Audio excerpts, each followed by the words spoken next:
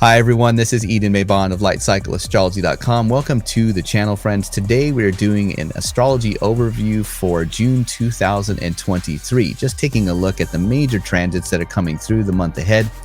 Of course, as we get into the month on the channel, we'll be taking a look at transits on an individual basis. Although I probably am shifting the schedule around to a weekly format where maybe there's one video per week uploaded on Wednesdays.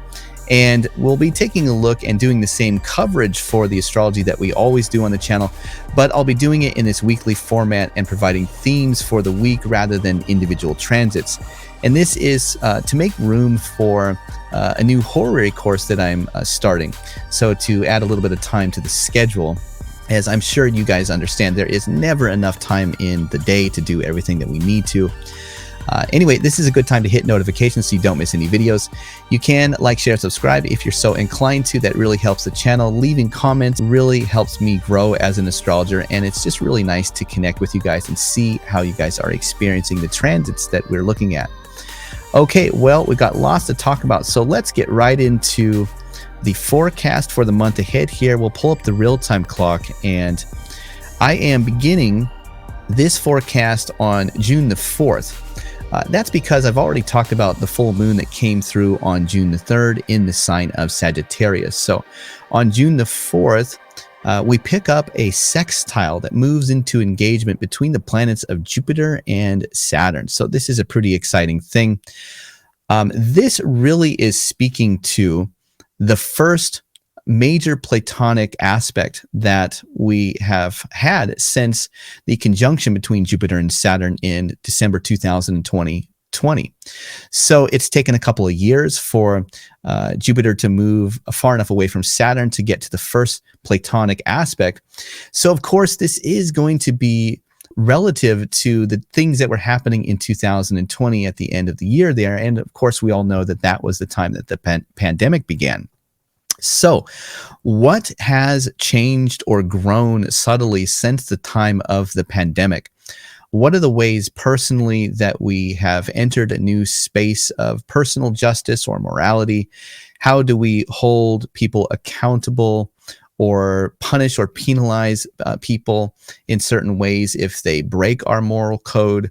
These are ways in which we could see the sextile between Jupiter and Saturn being represented.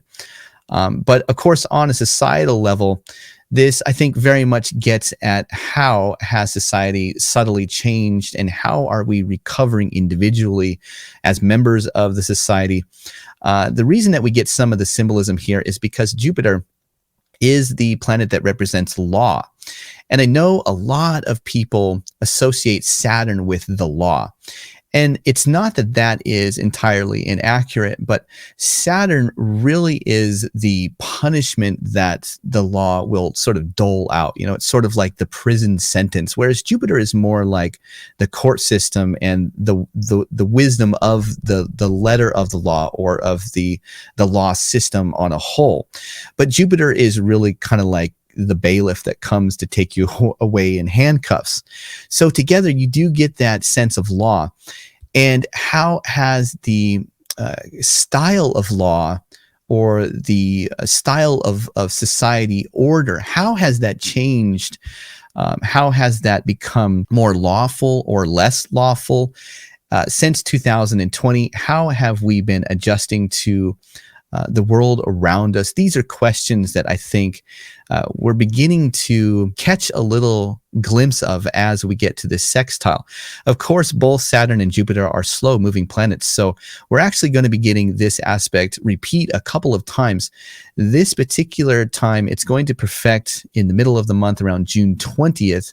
And then at the beginning of June, at the beginning of 2024, we're actually going to get a second pass of the sextile between Jupiter and Saturn. Overall, it's, we're talking about Jupiter being a benefic, giving resources to Saturn, and Saturn is in Jupiter's temple of Pisces. So overall, there's some pretty good things that this represents. This could be a time where resources or allies or benefactors come to help, and they may have some connection to people that are a bit older or have more wisdom or maturity or experience at things. But also on the shadow side, Jupiter in Taurus may be creating almost kind of like a fundamentalist, somebody that believes very rigidly in certain things and sometimes has trouble bending or adapting outside of that fundamentalist ambition or viewpoint. So there is a little bit of a spectrum here, but this is a very interesting transit because it's taken a couple of years for Jupiter to gain enough distance from Saturn after the conjunction of 2020 to finally move into the first aspect. So this is a little bit like that first seedling that has sprouted, if you compare it to like the new moon, when Saturn and Jupiter were conjunct. Now this is like the first crescent moon where the seedling is delicate and it's sprouting and it has to stand against the elements for the first time as a delicate young new seedling. This is a little bit like that, where there's a delicate quality to this, but there's a brave quality to this that is also bravely pressing forward in what it wants for the future.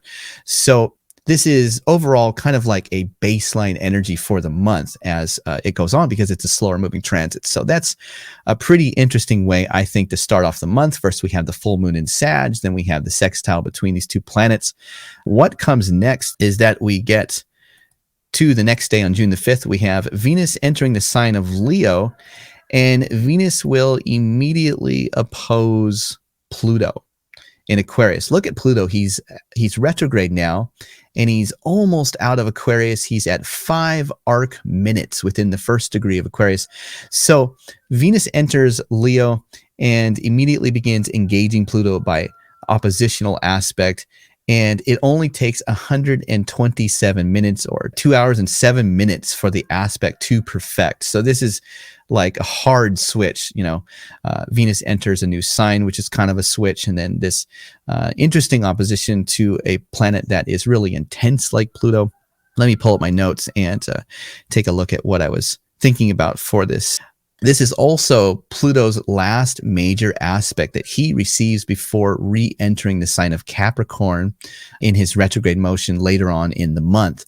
So we'll take a look at that ahead here. But that's also interesting that this is, we've gotten a little taste of what Pluto is like in Aquarius through different planets moving into aspects in the last couple of months to Pluto. But this is the last one that we get to sort of experience before we get back to the old Pluto and Capricorn that we're very familiar with already. What could this be about? Questions of being liked or unliked, because we're talking about the Leo Aquarius axis. So Venus sometimes is concerned with popularity or being seen, especially in social situations or social dynamics. But this also could be relating to intense desires that blow up or alienate, that oppositional energy again. Obsessive or fatal attraction. That's an old movie. Even for me, it's old. But fatal attraction, you get that connection with Pluto and the underworld. So could there be something fatalistically attractive to us? You also may have sexual or creative energy that is seeking some kind of release. If it's trapped, if it feels trapped. The sexual underworld just could be a theme of this in general. Sexual abuse, unfortunately, could be a theme of this. And I also think that sex education within society, Aquarius is very connected to things of society. And with this sextile between Jupiter and Saturn, also society-based kind of planets, it makes you wonder if that conversation that the nation has been having, if you're an American over the last, a year or more, about what should we be teaching our children about sex in public schools. That is a conversation that I think may enter very prominently into the lexicon ahead here. Sex used as a weapon or to hold authority. This is more the shadow side. But, sometimes in relationship, people can make sex conditional. So I remember a long time ago learning about this and somebody talking about, you have to be very careful about doing that. So this could be a time where this is maybe a little bit of a theme on the shadow side, but also on the positive side, this could be sexual empowerment, right? Venus coming into her own in Leo, having the power and dignity that she wants. Tension between what you like and what others think you should like. That's also kind of that Leo Aquarius axis kind of thing happening. Okay, now if we roll forward to June the 7th, we are going to get Venus moving into a square with Jupiter. So this is interesting because earlier, as Mars entered Leo last month, we had the Mars also going through the square to Jupiter, also going through the opposition to Pluto. This is really essentially Venus's turn now to walk through these same aspects with Jupiter and Pluto. This could be positive development in an area that has a very central role of purpose or lifelong aspiration. That's because Leo is that sign governed by the sun, or is the domicile of the sun. And the sun is connecting with those eternal or lifelong ambitions, that vision of, that isn't just the mundane types of things that we want or desires that we want. It's like for me, instantly, I'll give you an example. This sounds mundane, but when I was a child, I was into motocross, and my parents were fortunate enough to be able to afford to buy me a motor, a dirt bike. But as an adult, I've never been able to come back to that. And so one of my lifelong aspirations has been to have enough money to buy myself a dirt bike. I'm sure most people can relate that as an adult, there always seems to be responsibilities that make that seem frivolous. Well, as for an example, this could be a time where somebody like myself could finally say, that's it. How much longer do I have to wait? Like, I don't want to die, before I'm able to achieve this goal. Could there be something like that as a theme where there is some positive development? Like maybe I find in, on Craigslist or something, it's like, oh my gosh, this person's moving off island. They're selling their dirt bike really, really cheap. It's only $1,500. That's not much money compared to like how much they normally cost. Boom, there's some positive development, maybe around a central role or purpose, a lifelong aspiration. So I think that's some of the energy with Venus making that square to Jupiter. So pretty positive. Okay, now if we roll to the 8th of June, this I really, really, really love. We have Venus enters Mars's orb of strength. Now, I did not know about this personally. This is something that I've recently learned reading medieval astrology, where one of the medieval astrologers, Al-Kabisi, talks about the different orbs that planets have when they move into conjunction. Normally on the channel, I'm always talking about 3-degree range of influence. When planets are 3 degrees before or after an exact alignment, that's when you see an orb. And that is true. But with, in particular, conjunctions, one thing that is really, really fascinating is that Al-Kabisi describes Mars as having an orb of strength that is 8 degrees before him and 8 degrees after him. So this is the moment by June the 8th that Venus moves within that range of degrees where she is only about 8 degrees away from Mars. And thus she moves into Mars's sort of range of power. So this is the beginning of the conjunction, in other words, between Venus and Mars. Now, I would not have thought this would have happened until they got closer than this. Of course, they are co-present in each other's sign, but more or less, this is the first conjunction energy that we get between Venus and Mars at this time. Venus also, as we see ahead a few days from now, will also move close enough to where Mars will enter her orb of strength or power, which is 7 degrees ahead of hers. So very, very interesting moment here. We see basically the conjunction energy beginning to form between these two planets by June the 8th. If we move now to June the 11th, Mercury enters Gemini, Mars enters Venus's orb of power, and Pluto regresses into the sign of Capricorn. So a lot is happening by early mid-month here. So the first thing, Mercury enters Gemini. So of course, this is one of Mercury's temples. But what's interesting is that Mercury is at the morning star position at this point. So the morning star Mercury was said to be more yang or masculine. So you have a masculine form of Mercury entering Gemini, which is his domicile and is also a masculine sign. So this is a pretty robust kind of Mercury we're talking about here. So this signifies that all things related to business, learning, speaking, communications, technology, ideas, medicine, messages, writing are speeding along in a very capable manner. That's, I think, the big takeaway, is that Mercury is just incredibly capable. Now, this does change by the middle of June here, right around June 20th, as Mercury begins to enter under the rays of the sun.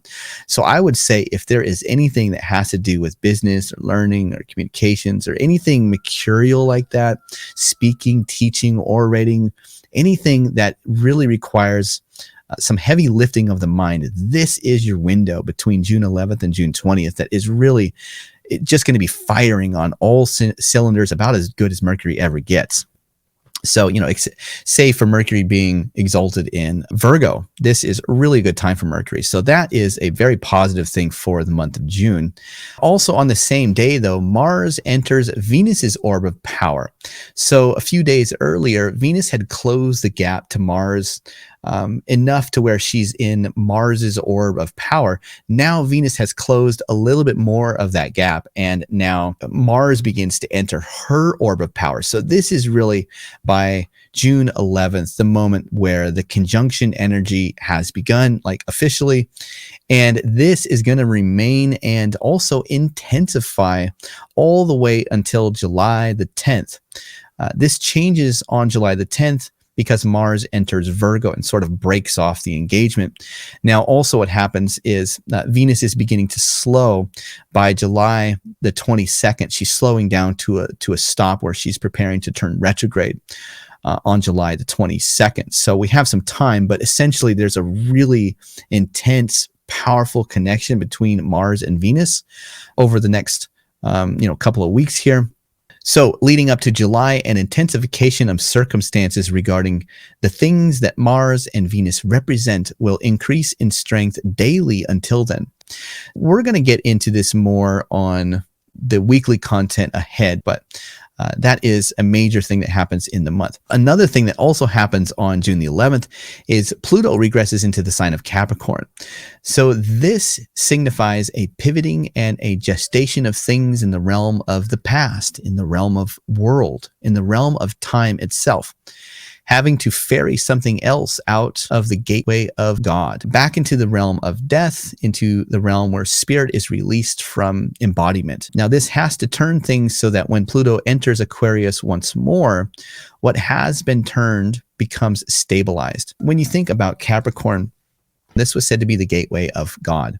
And that's because this is a time in the winter where things are struggling to live and many things die. So the cold, darkness, the absence of light and warmth, all these things are antithetical to the growth of life. So we see things entering that hibernation or death period. So you have Saturn as the ruler of a time of death. You have Pluto as the god of the underworld that likes to take things and transition or transmute them or transform them, bring them into another form. So clearly there are things on the societal level, there are things very deep in us personally on the personal level that need to go through a death and rebirth that is very at the foundations. It's almost like the institutions of long lasting that need to be broken down. Pluto wasn't quite done transforming all of those things. The last 20 years, there's one last thing that he's like, oh, I got to go back and I got to break this thing down. Once he completes that task, whatever it is that this is representing, when Pluto re-enters Aquarius in January 2024, it will take those things and say, okay, now we need to stabilize this. So a really good example is Chris Brennan of the Astrology podcast has been really talking about AI. And I think that he's right. I think that a lot of astrologers agree that the incredible coincidence of Pluto entering Aquarius and the ramping up of AI has been just incredible. It's really hard to deny the correspondence between those two things.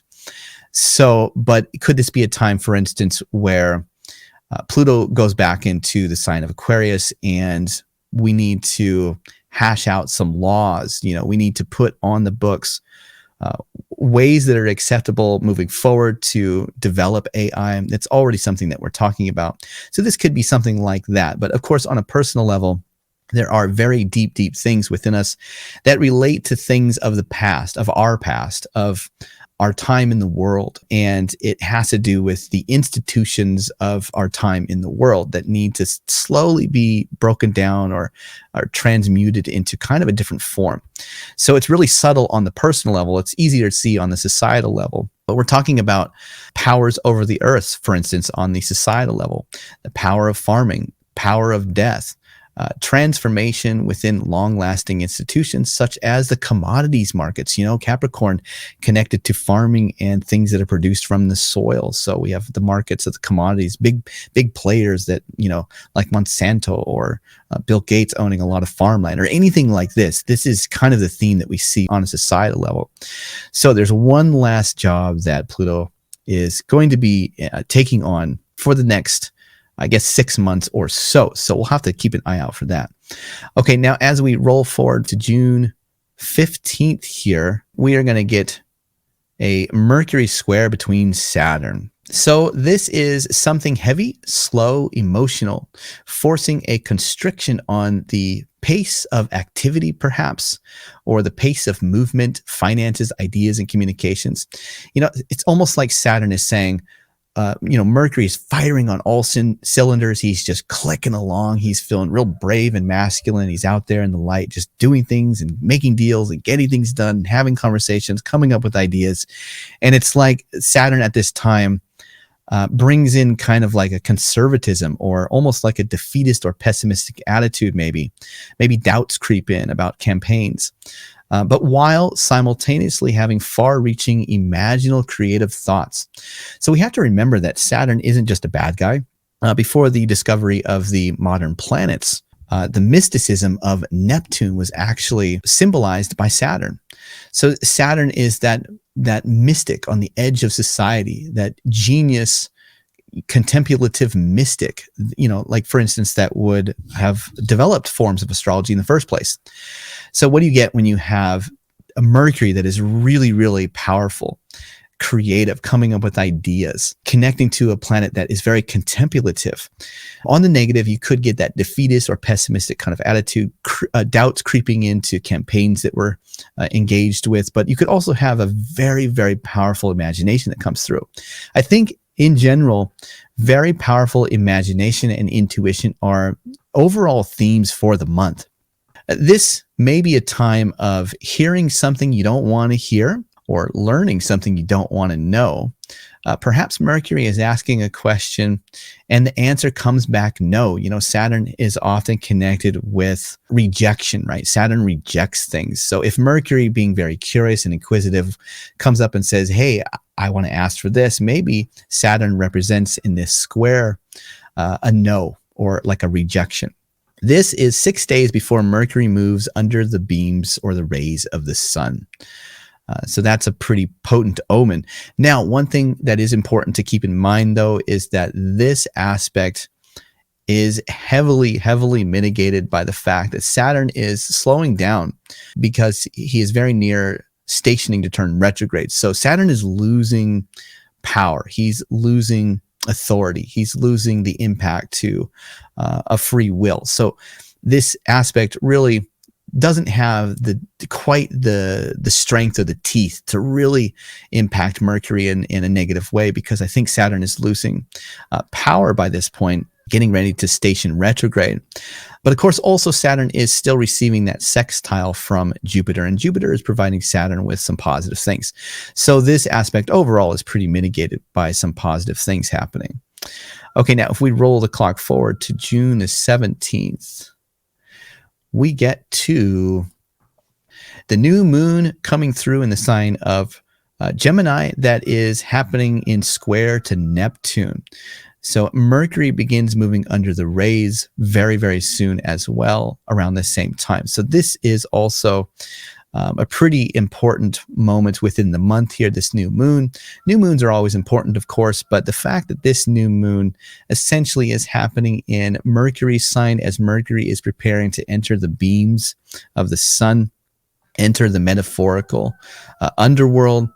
And this square from Neptune, what could this represent? Well, I think because of this connection to Neptune, as well as the symbolism of the lunation cycle beginning under a dispositor, Mercury, about to fall under the rays of the sun, we may notice an increased ability to connect to vast imagery, intuition, the birth of new creative or learning cycles, learning esoteric or occult knowledge. So this is, of course, because Neptune has that quality of being like water that sort of permeates and expands into infinity, you know. But of course, Mercury moving under the beams of the sun, Mercury is very capable, but it's like he's getting into things that are out of sight or secret or occult, or, you know, he's very curious in a way that's like dealing with like underworldly, secretive, out of sight kinds of things. So it's a pretty interesting and curious lunation cycle that starts off here. The sun and moon filtering through a sign that takes apart the light is connected to a water god. Together is like water eroding the stone face of a cliff. Yeah, so this is great symbolism here. You got the sun and the moon in Gemini, or in Mercury sign of Gemini. And Mercury takes apart the light. Mercury is taking apart the springtime growth of light, where as the sun moves higher and higher in declination, the sun peaks out, crosses the summer solstice, the sun stands still, and then the sun begins to head back down towards the earth. This happens at the end of Gemini. At the end of Virgo, Mercury's other sign, of course, we're entering the dark half of the year where darkness overcomes the light altogether. So Mercury-ruled signs precede moments in the year where light begins to be dismantled or begins to wane. So one thing that Mercury represents is this venture into the underworld, the darkness representing the underworld. Think about this now. You have the sun and the moon filtering through this sign that has to do with the curious taking apart of things, the questioning of things, the analyzing, the zooming in on all the little details that sort of questions everything. That's represented by the light being broken apart, because the light represents cohesion or order or unity or eternality. So Mercury sort of breaks apart that eternality, which is why you get that curious, sometimes cynical quality of Gemini. So you have that happening. There's a new cycle of breaking things down like that. But this happens at the same time that there's a square from the water god Neptune. Very interesting. Squares represent the power of Mars. So this is almost like an aggressive kind of water energy. So you get the sense that there's almost like imagery of like a hose blasting at the side of a rock face, or like a time, you know, slowly eroding something down that is like permanent and solid and very, very old or ancient. There may be secret deals, finances, messages, tension between what we can imagine and what we know, difficulty communicating or feelings or thoughts. This cycle may be about developing the language to describe our dreams, the details needed to be worked out. This may also be a time when the image of something doesn't quite stand up to scrutiny and is not as it appears to be. Of course, that quality of Neptune that sometimes eludes us, you know, is this really what it is? Do we really know what reality is saying? And Neptune may be almost like miraging that over, where it's like something may not be as it appears, of course, when you get Neptune contacts. This is a crossroads between cynicism and hope, or hope and reality, or reality and fantasy. Sometimes fantasy keeps us from becoming doomed to a life that isn't fulfilling. The cycle ahead may be speaking to working out the balance between things that save us and a more rational, often cynical view. So this is an important point, I think. You have this balance between really understanding, almost in a cynical way, the way things are. And that's going to be the new moon in Gemini, with Mercury entering under the beams. If you zoom in and take a look at the details under the microscope, do we really see that this is the way things are? Now, if you're just so analytical that you don't allow yourself to dream, this is almost like a life doesn't have that rejuvenation of Neptune that provides those life waters, and Jupiter that says essentially, you know, I'm giving you the imagination. I'm giving you the dream that makes life worth living in the first place. If you get bogged down in all the details, it's not a very fun life. It's not very fulfilling. There's no healing or rejuvenation. But of course, you can get carried away with that if you're all fantasy and you don't have any rational decision power. Then, you know, it's not good either way. I feel like the new lunation cycle is really getting at trying or attempting to strike a balance between, you want to have the dream, you want to have the inspiration to make life meaningful, but you also want to have the rationality to maybe find the language to develop that thing, but you don't want to be so analytical that you don't have any room for the fantasy, but you also don't want to be so in the fantasy world that nothing can be materialistic because you can't actualize it. So it's a little, I think it's a balance between those two things. So I think that overall, that is really what this new moon energy is speaking towards. Okay, now if we move to June the 22nd here, by June the 22nd, we are going to get the sun's entrance into the sign of Cancer. Also, Mars on the same day begins to engage Uranus by square. So things heat up a little bit here. Of course, this is the summer solstice. So the sun finally enters one of the gateways, one of the four major gateways in the year here. Now, this is the gateway called the gateway of man. The sun turns back towards the earth, representing the entrance of spirit back into matter, a time when things take on flesh and move into the sublunar realm. So remember that Cancer was the sign of the moon. And the moon represents things of the body or materialism. It speaks to the material form of the cosmos. It's not the eternal ethereal spirit or overarching order of God life, but in material form. As the sun begins to arc back down towards the earth, the ancients thought that this symbolism very much represented a time where spirit or ideals or ambitions are going to become embodied. It's as if the moon, being a planet that is always circling the earth one time a month, it's always coming back. It has a connection to the mother, and the mother always remembers to come back to the children, right? The mother is nurturing. So there's this almost like this sense of remembering what it is that is really, really eternally meaningful to us at this time, which is why in the broad you get associations with things like home, because for many of us, home is really at the center of meaning for our lives. So there's that Cancer connection to home and family, of course. But it doesn't have to be home and family, but you really get a sense that this is a time where I think the general theme is that every year around the summer solstice, each of us goes through a process of almost recollecting or recalling.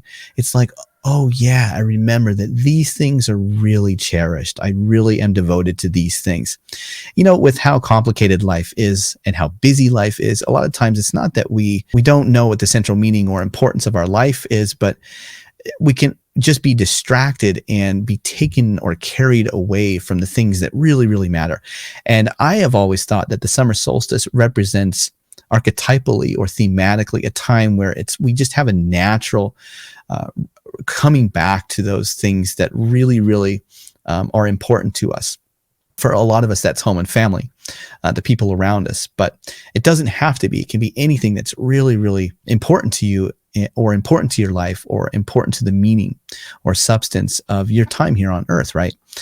So this is a time of remembering the important things in life and the birth of worldly pursuits. As the sun crosses this threshold, it's not only that we remember, but it's also that we very much bring things into material form. So humankind will build, humankind will construct or create or develop. It's a very developmental time that brings things into structure, that brings things into form. So this is a very powerful moment of the year, of course. Okay, now also on this day, though, Mars begins to engage Uranus by square. So there's a little bit of fireworks here. You'll want to give things breathing room because of the propensity for sudden violent reactions to that which feels stifled at this time. This may be a time of challenges of authority where things at once stable now become chaotic. Challenges in freedom or independence. Interesting that this is close to Independence Day for Americans. Trying to hold on to what is ours or in the purview of our rulership. A besiegement or an earthquake that threatens pride, dignity, or sovereignty is also a theme of this transit. It's as if our primordial self goes into fight or flight mode, or is called back to ways of our ancient past. For instance, discovering ancient things like husbandry, foraging for food, how to creatively innovate or relate to other people, rediscovering the philosophy of defense or warfare, for instance, Sun Tzu's The Art of War. For example, things related to the insurance of livelihood or sustenance of life. So these are all themes for this. So of course you get that explosive energy, but it could relate to Uranus being the primordial god, and how there is a recall back to things of the primordial past.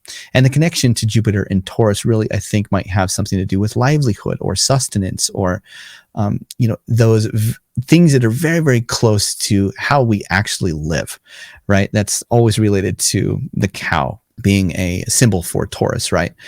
We need the milk. We actually need the bread to survive. We need the job. We need the money.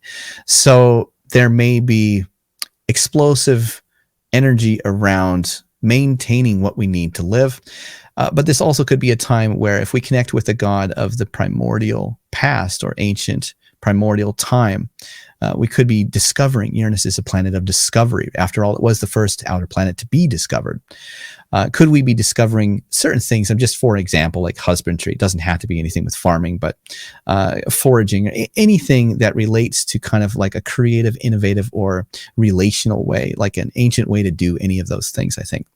Okay, so now if we move the clock forward to June the 25th, Mercury, the moon, and Neptune form a T-square on June the 25th. Very interesting. This is one of my favorite aspects of the month. This is a wonderful time for dream journaling. This energy is like a long wave radio, giving you the ability to tune into stations really far away or really deep into the recesses of the psyche. A connection to the healing theta waves that the brain experiences while dreaming. It's well documented that when we dream, there are these very long form waves, right? They go really far. They're able to travel really, really far. It's almost like a radio station is being tuned in at this time, right? I mean, think about this. You have Mercury just clicking, right? Mercury clicking in his own sign of Gemini, but also kind of going into the underworld under the beams of the rays. You have the moon also in a Mercury-ruled sign. The moon is connected to the psychic ability, and also it's in this very intellectually curious sign. And then, of course, all of these energies are connecting to Neptune, which is like water that pervades out into infinity. So for me, this just feels like the brain becomes like a long-wave radio, and anything related to being able to travel very, very far into dream states or shamanistic experiences or meditation or dream journaling, especially with writing, anything with writing and intuition. These things are really, really powerful. This is a very intuitive time. Going deep into occult or esoteric mysteries is very possible. So with the moon in Virgo, a sign connected to descent into the underworld, Mercury under the rays going into a secretive place. The god of water, Neptune, in Jupiter's water sign, connecting all of the continents of the world together like the oceans. This is a good time to let curiosity and imagination dive into anything we are fascinated to learn more about, and is a time of powerful magic for anyone interested in this side of life. Remember, Mercury was a god of magic, essentially. So a very, very occult energy. Okay. Now, by June the 26th, let's roll the clock forward just one day here to June the 26th. And we are going to be getting the perfection between Mars and Uranus, that square. But also the Sun trines Saturn on this day. So as we fight to defend our dignity, we have help from wise solar figures who themselves may be weak. Remember Saturn stationing retrograde now. Or we have practical and mystical wisdom and spirituality to guide our actions. So this is the Sun trine Saturn probably is going to be an aspect that it's going to be buried under the Mars square Uranus energy. So it might be kind of subtle, but there may be a little bit of energy that comes along that is a little bit more tempered, that helps out the more radical energy of the Mars square Uranus. So that's what I'm hoping for. So you might look for, wise solar figures that have that Sun Saturn kind of energy to them, wise, older, dignified, things like that, that may be providing some practical wisdom or some mystical wisdom or some spiritual guidance or something like that. June 27th, Mercury enters Cancer, losing protection of his own domicile. And also Venus begins to engage Uranus by square. Mercury, up until this point, under the rays of the sun, would normally be very harsh to Mercury. But Mercury being at home, it's like he has his house rooftop to protect him from those harsh rays. This is kind of like when he changes signs, kind of like his home being ripped away, and now the harsh rays of the sun are really beating down on him. So, of course, this is a debilitating condition from this point forward for Mercury. So this is a pretty drastic change. Now, as this is happening, wow, Venus begins to engage Uranus by square. Of course, Venus and Mars are really, really close to each other right now. So at this time, the symbolic lovers, Venus and Mars, both try to defend their own sovereignty or authority, either as a couple against the world, thematically, or as individuals that are incapable of getting away from one another through passion and drama. I think we've all had a connection to that theme of being with somebody or in a relationship where it's like you love and hate them, or like you argue and fight, but then you make up, and it's like you can't get away from that person. Now, this doesn't have to be about relationships. There may be a metaphor not related to relationships. For example, anything going through the throes of creation that is being made into reality. For instance, a painting that you love and hate, but cannot stop trying to perfect, right? That creative cauldron of energy is just really intense. And it's like, you can't get away from it. You can't break from it. It has a lot of passion, a lot of drama, but it's not easy. There are things that are difficult. There are things that you love. There are things that you hate. There's this sense in which you want it and you don't want it, or you want it but it's difficult, or something like that at this time. The square between Venus and Uranus, however, is important because this square is revisited again at the beginning of August during the first part of Venus's retrograde, and again in late September after Venus stations direct. This is the first of 3 passes of this aspect we're going to be experiencing. So this is the first Venus-Uranus square that we go through out of 3. Venus in Leo can deal with social likability and vanity, pride, or arrogance on the shadow side. Venus being the host of Uranus. This may be a time of disruption and excitement in relationships, in sex, and the freedom or experimentation of these things. This can also be a time when creativity can lead the way forward. Given that Venus is preparing to station retrograde, there may be a chaotic twist of fate or fortune, a reversal of desire or attraction, how one receives love or how one receives attention that becomes the topic of concern at this time.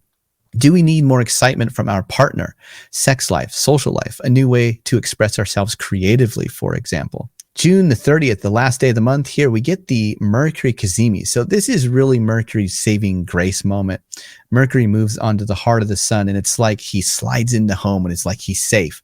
He goes through kind of a wild ride this month. He begins moving into Gemini and having really, really good ability. But then he loses the protection of his roof and is like outside under the harsh rays of the sun, really getting exposed and burnt up. And so there's something really harsh there.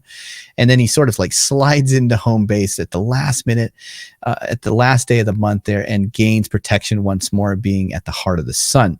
So we'll, of course, get into this in more detail in the month ahead. This wraps up my overview for the astrology month ahead. Thanks so much, everybody, for watching. I hope you guys got something good out of this. Please let me know in the comments how you like this.